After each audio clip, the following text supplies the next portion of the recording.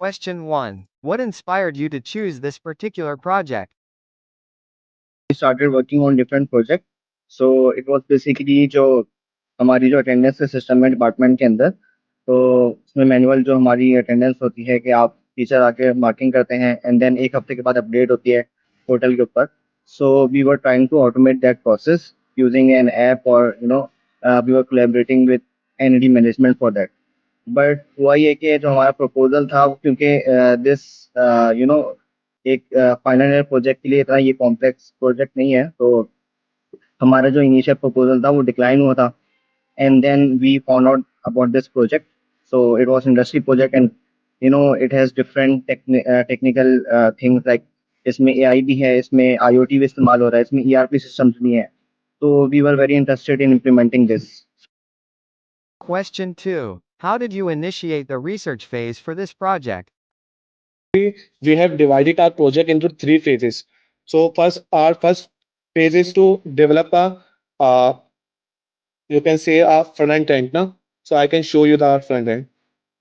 Component use करने हैं, कहाँ यूज करने हैं और कौन सी चीज किसमें होगी. ये जो प्लेटफॉर्म है आपको दिखा रहा है कि स्विफ्ट प्लेटफॉर्म है, ये हमारे जिस इंडस्ट्री ने हमें स्पॉन्सर किया था उनका प्लेटफॉर्म है. यहाँ पे लो कोड हमने सारे कंपोनेंट्स बनाए. सो हमने इसको अपने प्रोजेक्ट को तीन हिस्सों में डिवाइड किया. पहला हिस्सा हमारा ये था कि हमें उसको अपने फ्रंट एंड में करना है. तो उसको टूल सीखने के लिए उन्होंने हमें कुछ रिसोर्सेज दिए थे, तो हमने उसके रिसोर्सेज को यूज करते हुए हमने इस प्लेटफॉर्म को सीखा.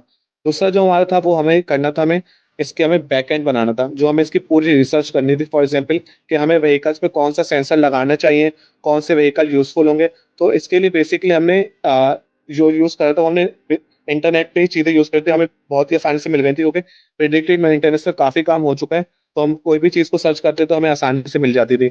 Not recalling the exact name. वो बेसिकली गूगल की वेबसाइट थी जहाँ पे उन्होंने काफी सेंसर्स के बारे में बताया था, प्रिडिक्टिव मेंटेनेंस की. और एक और कंपनी है, वो भी इलेक्ट्रिक व्हीकल बनाती है. आई थिंक वो Chinese company. I don't recall the exact name of the website. I will share after the industry supervisor से. तो उन्होंने हमारी काफी हेल्प करी थी. तो हमारी सारी रिसर्च हमने इंटरनेट से की थी और हमारी हेल्प की थी इंडस्ट्री सुपरवाइजर ने. Question 3. Did you conduct any surveys during your research? earlier mentioned this project is a industrial project. So हमें सिर्फ एक प्रॉब्लम स्टेटमेंट दी गई थी, उसके बाउंडिंग के अंदर रहते हुए हमें वो चीज़ें करनी थी. तो आपका एक अच्छा सवाल है, लेकिन इसमें हमें एक इशू ये आया था कि हमें किन सेंसर को एग्जैक्टली यूज करना चाहिए अपनी व्हीकल्स में कि वो हमारे काम आए. तो हमने एक रिसर्च करी थी. एक इंडस्ट्री है TPL ट्रैकर, तो हमने उनके पास गए थे कि वो कौन से सेंसर यूज करते हैं.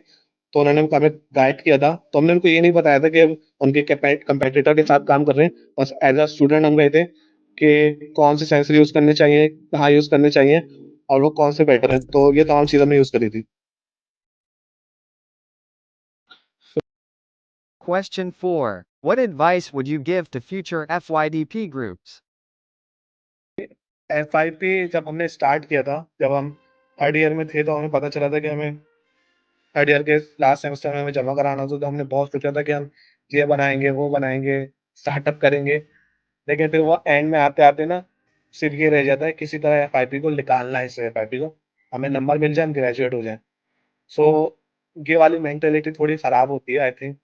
अगर आप उसको शुरू से अच्छा लेके चलेंगे कि मुझे इस प्रोजेक्ट के बारे में सोचा है मैंने, इसी प्रोजेक्ट को मैं आगे लेके चलूंगा, एंड तक लेके चलूंगा, कहीं रोकूंगा नहीं.